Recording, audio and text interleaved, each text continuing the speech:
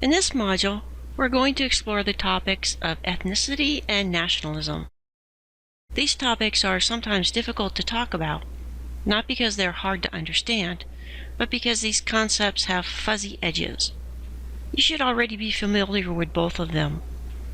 You've been asked your ethnicity on census forms and other surveys.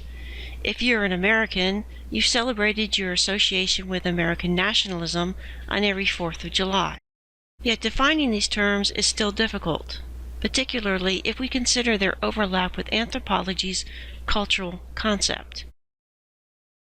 If you are, for example, a Jewish American, how does your involvement in Jewish ethnicity interact with your association with American nationalism? Are they mutually exclusive, or do they overlap? Can you cease being one or the other, or are you always a member of these groups?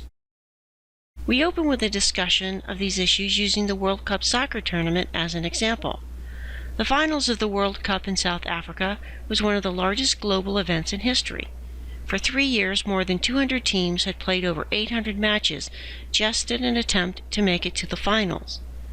American interest in the game of soccer, more commonly known around the world as football, have been growing, but is still low in comparison to sports like baseball, basketball, and American football. In almost every other nation around the world, soccer is the sport, and it is embraced by millions of devoted fans.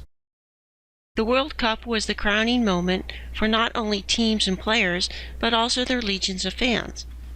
It was also a moment where complex notions of ethnicity and nationality were put under the spotlight.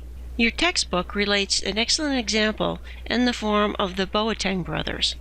Both brothers were born and raised in Germany. Their father was from the African nation of Ghana, but each boy's mother was from Germany. Jerome Boateng chose to play in the World Cup for Germany.